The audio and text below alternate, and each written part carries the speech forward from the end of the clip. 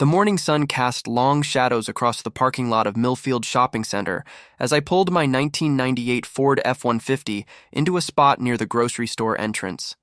The truck's faded blue paint job had seen better days, and the passenger side door bore a respectable collection of dings and scratches that told stories of 2 decades of faithful service.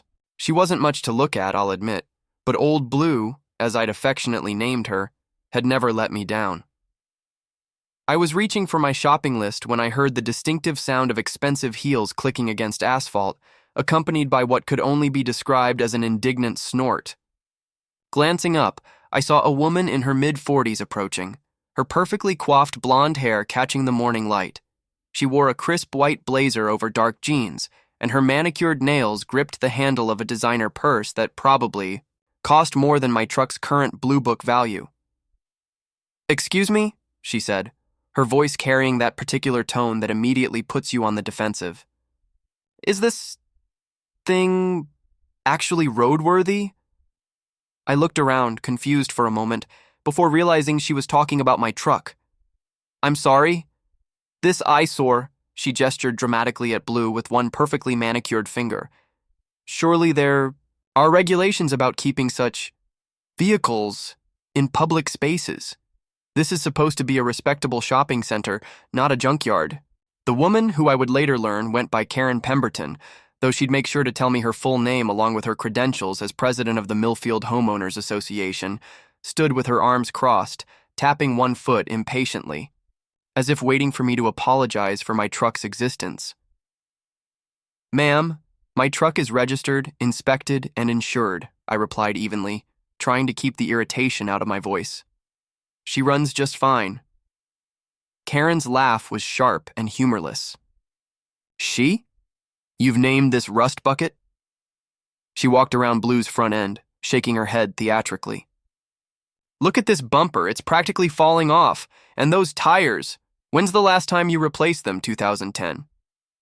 Actually, I'd replaced 2 of them just last month, but I didn't feel the need to defend myself to this stranger. Still, something about her attitude was getting under my skin. Maybe it was the way she looked at my truck like it was personally offensive to her, or maybe it was the crowd of shoppers who were starting to gather, drawn by her increasingly loud commentary. "I mean, really," Karen continued, warming to her theme. "What kind of person drives around in something like this? Don't you have any pride, any self-respect?" She pulled out her phone and started taking pictures. "I'm documenting this for the city. There have to be ordinances about abandoned vehicles." "It's not abandoned," I said, my patience finally starting to fray. "I'm standing right here."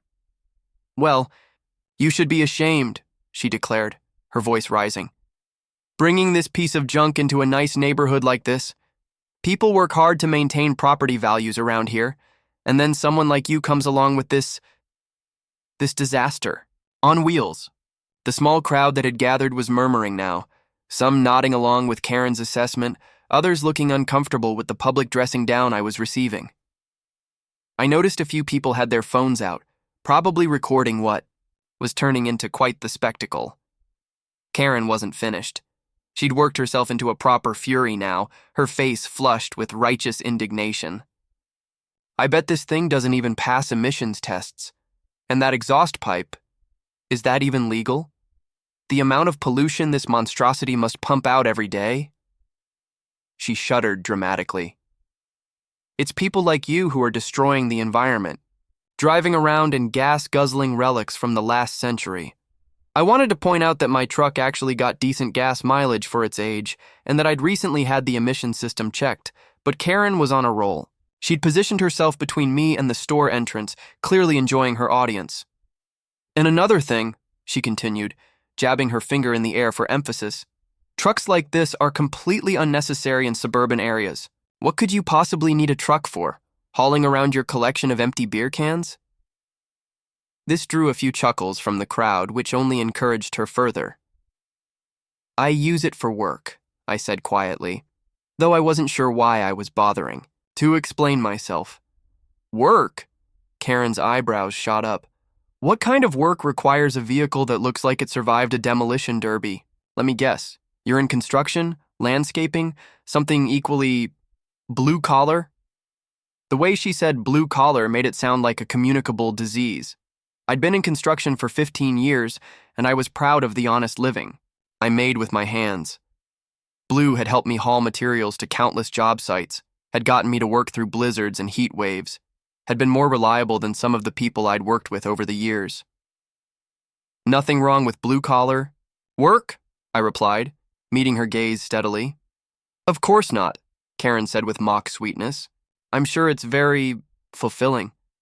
But surely you can understand why the rest of us don't want to look at the tools of your trade when we're trying to enjoy a pleasant shopping experience? She gestured toward her own vehicle, a gleaming black BMW X5 that was parked 2 spots over. The SUV looked like it had just rolled off the showroom floor, its paint job so perfect it was almost mirror-like. Now that's what a vehicle should look like, she said proudly. Clean, modern, efficient, a reflection of its owner's standards. The BMW was beautiful, I had to admit. It probably cost more than I made in a year, and it certainly looked more impressive than my beat-up truck. But as I looked at it, something nagged at me. Maybe it was the way it was positioned or the slight angle of the parking space, but something seemed off. Karen was still talking, her voice carrying clearly across the parking lot. I mean, honestly, what if there was an emergency? What if someone needed help? You certainly couldn't count on that death trap to be of any use. Can you imagine trying to pull someone out of a ditch with that thing? It would probably break down before you made it out of the parking lot. She laughed at her own joke, and several people in the crowd chuckled along.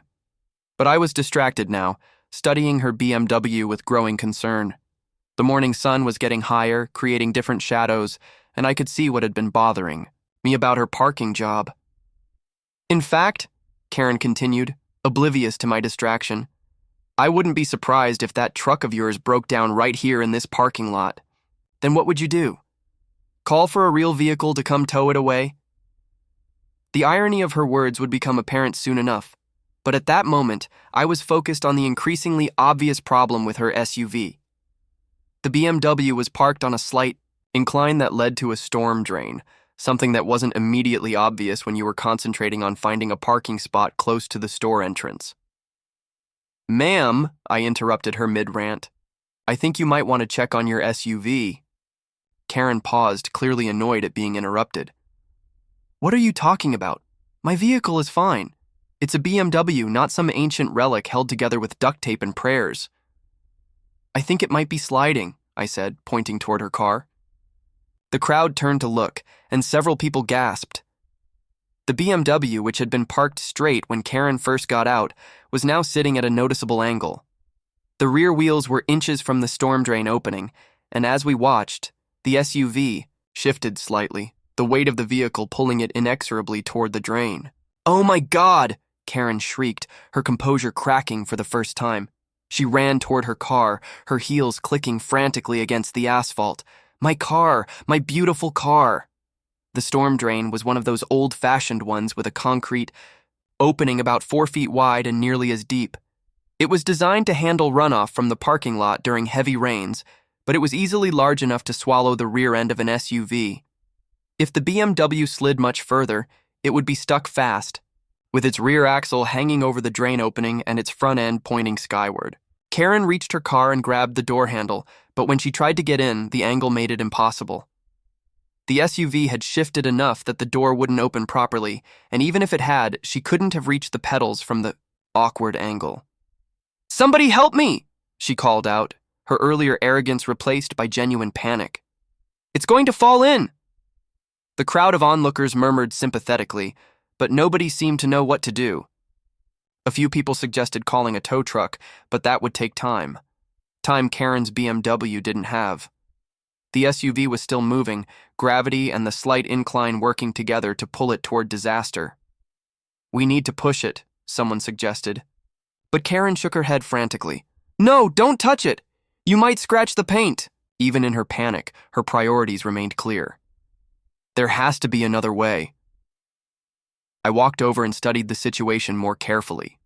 The BMW weighed around 5,000 pounds, and it was positioned at an angle that made pushing it by hand nearly impossible. Even if we could get enough people together to move it, there was a real risk of the vehicle sliding faster once it started moving, potentially taking someone with it into the drain.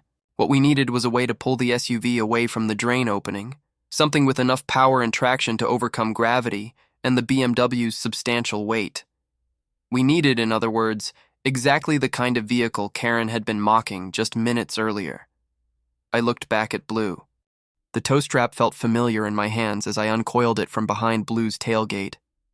It was a heavy-duty nylon strap, rated for 20,000 pounds, something I'd invested in after my first year in construction when I'd learned that having the right equipment could mean the difference between a minor inconvenience and a major disaster.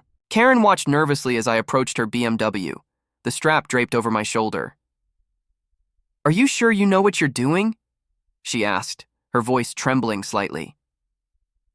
The SUV had shifted again while I was getting my equipment, and now the rear bumper was actually overhanging the storm drain opening. One more slip, and the BMW would be nose up like a sinking ship.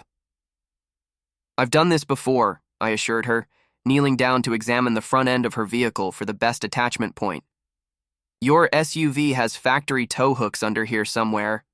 As I searched for the BMW's tow points, I became aware of the crowd that had gathered. What had started as a few curious shoppers had grown into a substantial audience. People were holding up phones, recording everything, and I could hear excited conversations about posting to social media. Karen seemed oblivious to the attention, all her focus concentrated on her endangered vehicle. "There," I said, locating the reinforced attachment point behind the front bumper. "This should hold." I secured one end of the strap to Karen's BMW and walked back to Blue, threading the other end through my truck's trailer hitch receiver. The setup looked simple enough, but I knew from experience that vehicle recoveries could go wrong in a dozen different ways. The key was to apply steady, controlled pressure, rather than trying to jerk the stuck vehicle free. "Okay," I called. To Karen, "I need you to stand clear, way clear. If that strap breaks, it'll snap back like a rubber band." Karen retreated to what she deemed a safe distance, though she continued to hover anxiously. The crowd pressed closer, everyone wanting a good view of the rescue attempt. I heard someone taking bets on whether my old junk truck could really pull out the BMW. I climbed into Blue's cab and put her in four-wheel drive low range. The transfer case engaged with a solid chunk that I felt through the floorboards, the sound of serious capability engaging. Through my rear-view mirror, I could see the tow strap stretching taut between the two vehicles. "Here we go, girl," I murmured to Blue, easing the accelerator down. The truck's engine note deepened as she began to pull. For a moment, nothing happened, the BMW's weight and the awkward angle working against us. Then, slowly but steadily, Karen's SUV began to move away from the storm drain. The crowd murmured appreciatively as the BMW's rear wheels found solid ground again. "It's working!" Karen shouted, clapping her hands together. "It's actually working!" But as I continued to pull, something unexpected happened. Instead of stopping, once the BMW was clear of the drain, I found myself continuing to back up, drawing both vehicles toward the far end of the parking lot. At first, I thought it was just momentum, but then I realized what was actually happening. Blue's rear tires had found a patch of loose gravel near the parking lot's edge, and we were starting to slide backward down a gentle slope I hadn't noticed before. The BMW, still attached by the tow strap, was being pulled along behind us.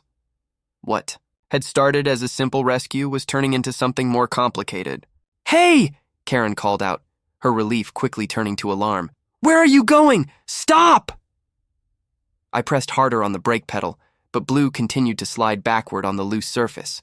The slope wasn't steep, but it was persistent, and with the BMW's weight pulling at the tow strap, we had serious momentum building.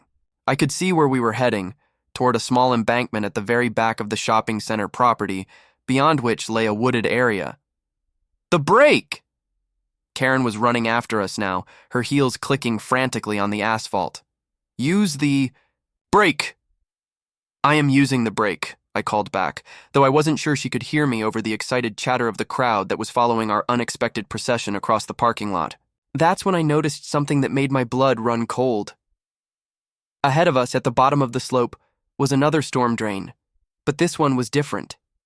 It was older, much larger, and the concrete had partially crumbled away, creating an opening that could easily swallow both vehicles. Worse, there was no fence or barrier around it, just a few orange traffic cones that had been knocked over and scattered. I had maybe 30 seconds before we reached the point of no return. My mind raced through the options. I could try to release the tow strap, but that would leave Karen's BMW sliding backward uncontrolled, and there was no guarantee she could get inside to steer it. I could try to steer Blue to one side, but the BMW's weight would make sharp turns impossible, and we might end up jackknifing both vehicles. That left one option.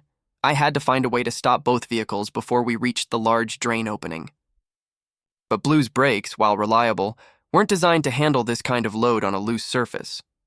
Then I remembered something from my construction days. Blue wasn't just equipped with a tow package. She also had a hydraulic winch mounted on the front bumper.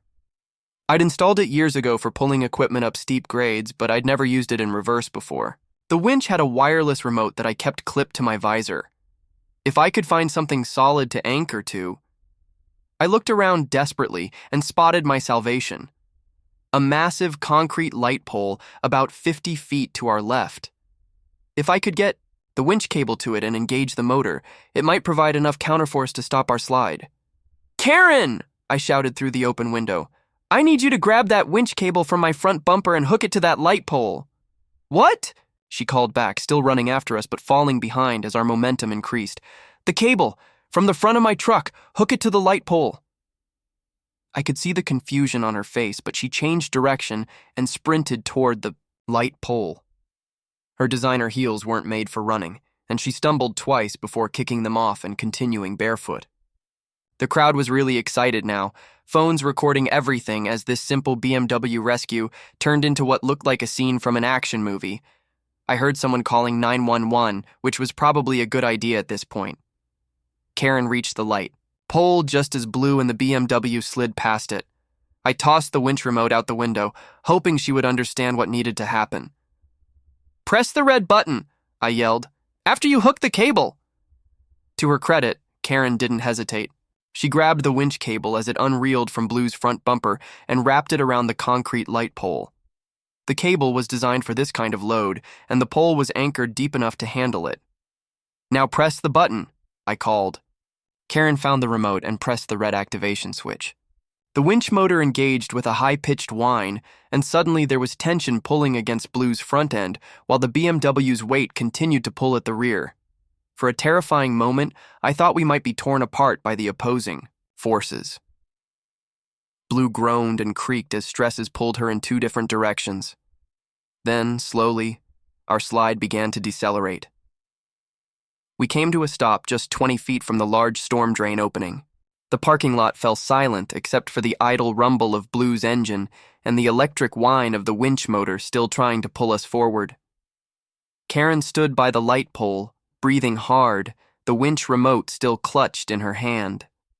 She looked down at her bare feet, her torn stockings, her grass-stained designer jeans, and then up at me with an expression I couldn't quite read.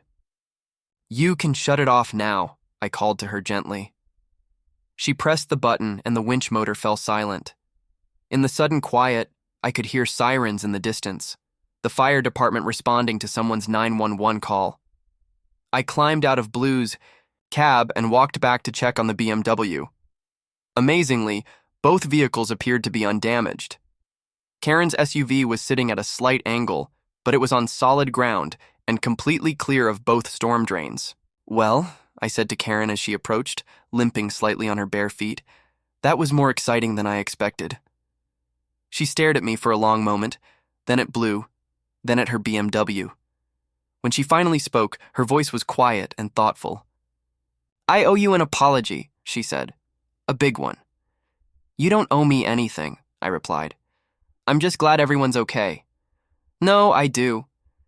She looked around at the crowd of onlookers, many of whom were still recording with their phones. "I was horrible. To you.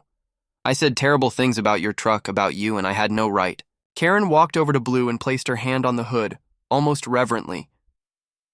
"This truck, your truck, she just saved my car, and probably saved me from making the biggest insurance claim of my life. The fire truck arrived then, followed by a police car and, ironically, a tow truck. The emergency responders quickly assessed the situation, confirmed that no one was hurt, and began the process of safely separating our vehicles and getting them back to the main parking lot. As we waited for the professionals to sort everything out, Karen and I found ourselves standing together, watching Blue get unhooked from the BMW. "I have a confession," Karen said suddenly. "When I was taking pictures of your truck earlier, when I was being so awful, it wasn't really about your truck at all." I looked at her curiously. "I just lost my job," she continued, her voice barely above a whisper. "Last week, I've been the president of the homeowners as